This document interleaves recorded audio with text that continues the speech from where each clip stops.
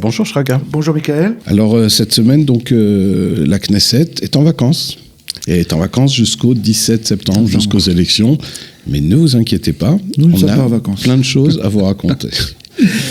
Donc, on commence par une visite française. Oui, alors c'est vous qui allez nous parler de ça. C'est une visite assez insolite et intéressante d'une quarantaine de personnes venues de France, des dignitaires musulmans, avec à leur tête l'imam de Drancy, Hassan Chalgoumi, à l'initiative notamment de l'association Elnet française qui soutient Israël. Alors, voilà, Elnet, c'est un peu... ils font du lobbying pour Israël en France. Ils amènent souvent des personnalités politiques. On a vu ces dernières années ici des dizaines de groupes et de personnalités qui sont venus en Israël. Et là, cette fois, c'est donc une délégation particulière. C'est donc une quarantaine de musulmans, France et de Belgique, qui sont venus en Israël pendant une semaine. Bon, le sujet de notre émission, c'est la Knesset. Donc, on va se concentrer sur dans leur séjour. Ils sont venus à la Knesset et il y a eu 2 rencontres intéressantes avec 2 députés qui ne sont pas encore très connus, mais enfin, les rencontres ont été organisées. Un député de Israël Beitenu, Elie Avidar, et une députée de Bleu-Blanc, Omer Yankelovitch, qui est avocate et charédite. Alors, elle leur a tenu des propos intéressants. Elle leur a dit, par exemple, qu'elle était opposée à l'interdiction du port du voile en France. Elle était pour la défense des droits religieux, donc c'était intéressant qu'une députée du parti bleu-blanc, qui est souvent vu comme un parti laïque, de gauche, le parti de Lapide finalement, la liste de Lapide en tout cas, se retrouve ici à défendre, face à des musulmans de France, le port du voile, l'autorisation du port du voile. Ils ont dû trouver ça, eux, étrange de venir jusqu'en Israël pour entendre une femme, voilà, une députée israélienne. Enfin bon, il se dit des choses intéressantes à la Knesset. Et Avidar, lui, de Israël Beitenu, donc aussi un parti ultra laïque a priori, se retrouve donc face à une délégation musulmane. Il a eu cette jolie phrase, il dit « C'est grâce à des gens comme vous que notre monde est meilleur ». Et donc il a salué leur courage, cette initiative de venir en Israël et de venir dans une visite tout à fait officielle. Il faut rappeler que durant leur visite, durant leur séjour, ces musulmans se sont également rendus de l'autre côté de la ligne verte, puisqu'ils ont rencontré Yossi Dagan, président du conseil régional du Shomron, et qui sont venus aussi dire, et l'imam Chalgoumi l'a affirmé, le boycott d'Israël, le boycott des implantations est contraire à la foi musulmane.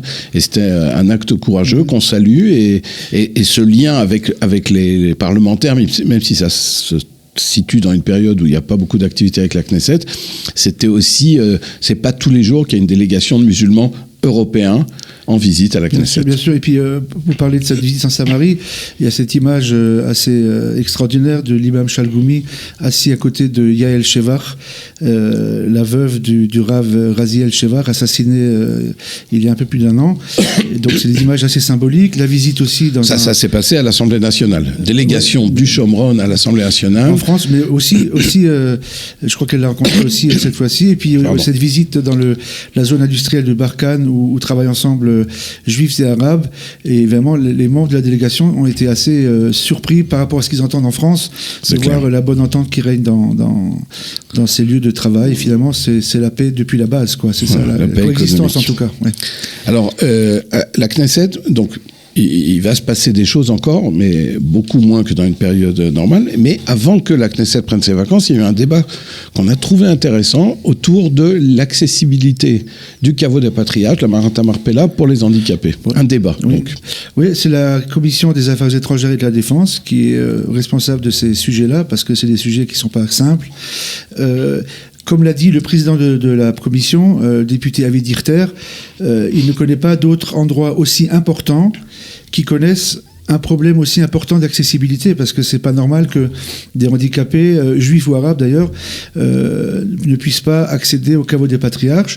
Donc il est question d'installer un ascenseur, des installations... Non, il faut rappeler que ça se passe à la commission de la Défense, parce que on parle de Hebron, oui, donc un territoire qui n'est pas sous souveraineté israélienne. Alors, finalement, qui contrôle la BRA? On sait que c'est l'armée, donc c'est entièrement Israël. Donc, qu'est-ce qui a bloqué? L'armée a réagi, a expliqué.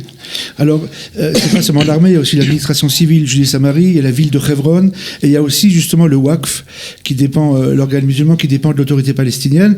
Et je crois que les débats se sont situés autour de cette question, plus que de l'aspect technique de l'ascenseur, c'est de dire qui c'est qui doit prendre la décision. Alors certains députés de la majorité, comme par exemple Guy Dolsar ou Cathy Chetrit, ou aussi Moti Yogev de Habayit HaYehudi, se sont dit mais c'est pas normal que des juifs ou des personnes ne puissent pas accéder au caveau des patriarches et qu'Israël ne prenne pas la décision souverainement et qu'il ait besoin de négocier avec l'autorité palestinienne dont on sait qu'elle n'est pas chaude du tout. Avec le Waqf, c'est-à-dire avec une autorité religieuse voilà. Hostile. Voilà. Et d'un autre côté, il y avait par exemple Orna Barbivaï de Yeshati, de la liste bleu-blanc, qui disait il ne faut pas en faire un problème politique, c'est un problème technique, il faut laisser les négociations se poursuivre. En fait, c'est un peu ce que l'administration civile aussi a dit, et apparemment, ce sont des consignes du Premier ministre. Parce que comme pour ce qui touche au mont du Temple, c'est le Premier ministre qui a le dernier mot, et sa politique en général est d'être prudent et de ne pas provoquer, comme on dit, ces fameux embrasements, etc.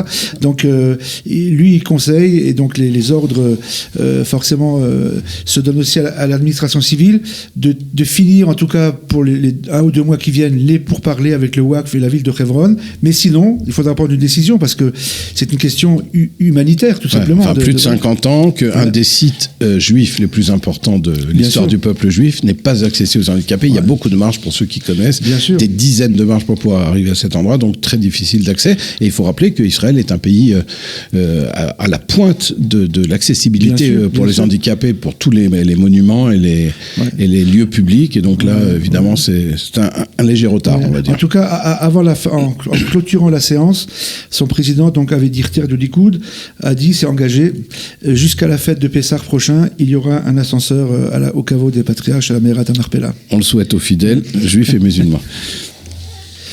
Alors, nous passons maintenant à la rose et au cactus.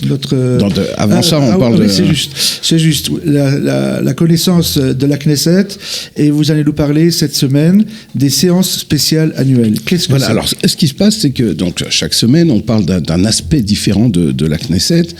Et en fait, il y a des séances spéciales quelle que soit la situation politique, où la Knesset, tous les députés sont invités, en général tous les députés sont là, s'expriment. Il s'agit donc de ces journées spéciales. Alors, il y a 2 sortes de journées qui sont... où ils sont tous invités finalement. C'est les jours de fête ou de souvenirs. Donc on parle de Yom HaShoah évidemment, Yom HaAtzmaut, Yom HaZikaron pour les soldats et les victimes du terrorisme, Yom Yerushalayim. Jusque-là, classique.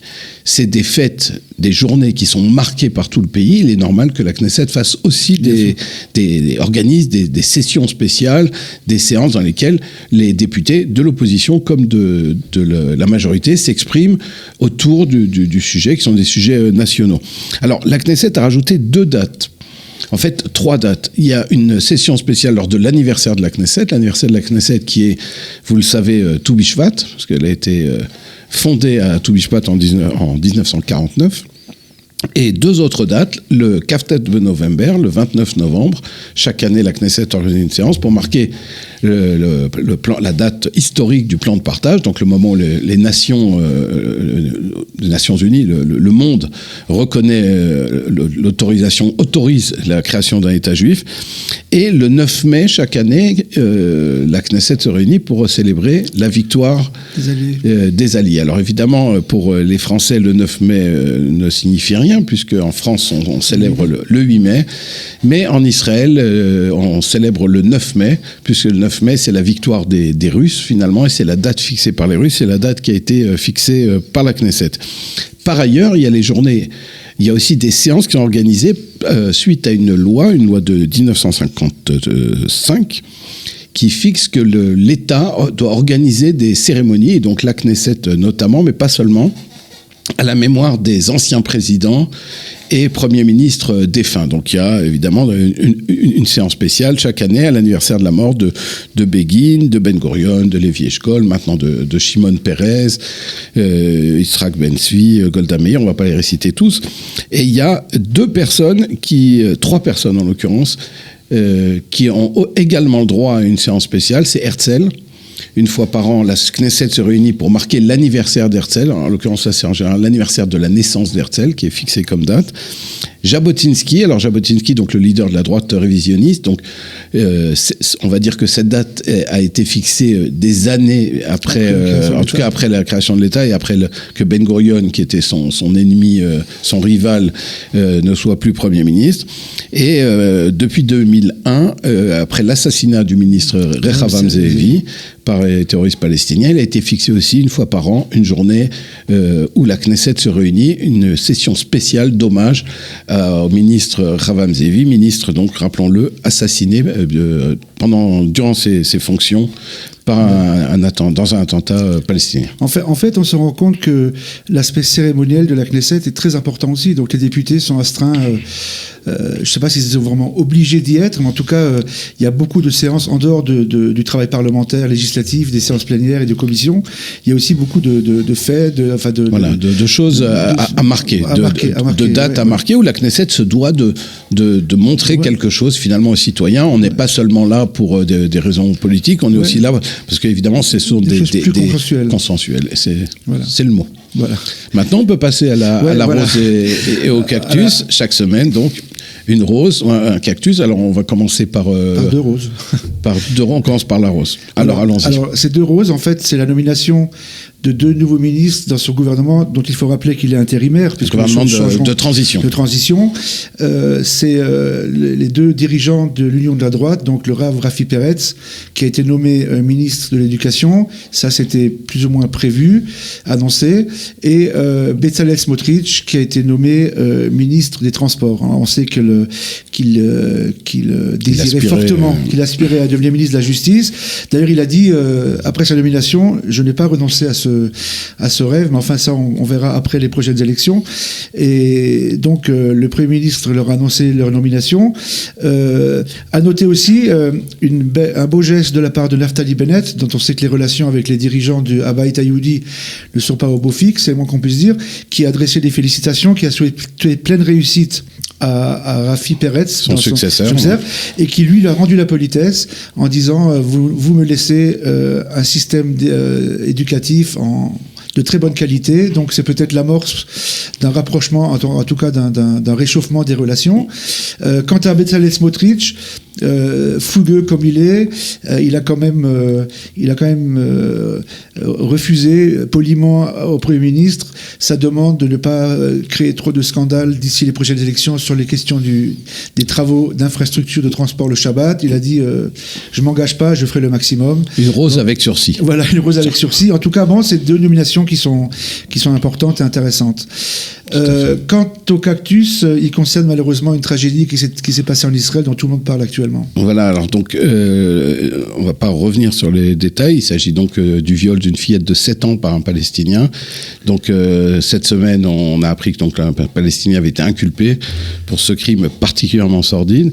Et il y a eu des réactions de la classe politique, bien entendu. Certains ont appelé à établir la peine de mort, y compris pour ce cas précis. Il y a eu beaucoup de réactions sur les réseaux sociaux et à la radio, et tout le monde n'a parlé que de ça. Et là, on se retrouve face à un silence qui a choqué de certains députés. Alors, on a choisi de donner le cactus à Shelly Yachimovitch, qui, elle, n'a pas été silencieuse. Elle a réagi. Mais elle a réagi uniquement après le communiqué de Netanyahou, qui a dit... Netanyahou, le cœur du peuple d'Israël est brisé par cette information. C'est une information particulièrement violente et douloureuse. Et là-dessus, Shelly Yachimovitch a enfin réagi aux informations en critiquant le cynisme du Premier ministre d'utiliser la souffrance de cette fillette à des fins politiques. Personnellement, je pense et que au-delà de la dispute politique, c'était un moment dans lequel il n'y a pas ni droite ni gauche. Il y a une fillette qui a été violée dans des conditions atroces. Et le silence est peut-être une bonne option, mais réagir juste pour critiquer le Premier ministre, alors que je pense qu'il était dans son rôle. Il n'a pas parlé il n'a pas précisé d'ailleurs, mentionné qu'il était palestinien ou pas palestinien. Il a exprimé ce que les Israéliens ressentaient. Je trouvais que la réaction de Twitter très rapide de Shelly Yakhimovic était particulièrement choquant. Et c'est pour ça qu'elle mérite ce cactus. Je rappelle aussi que Edith Tillman, la jeune députée, la nouvelle députée de l'Union de la droite, a elle aussi critiqué, mais de manière globale, les députés d'extrême gauche, les femmes, les féministes, qui sont si prompts à réagir et qui là, ce silence étrangement silencieux. Voilà. Espérons des choses plus joyeuses la semaine prochaine. Tout à fait. À la semaine prochaine, Shraga. Au revoir, Michael, et au revoir, chers auditeurs.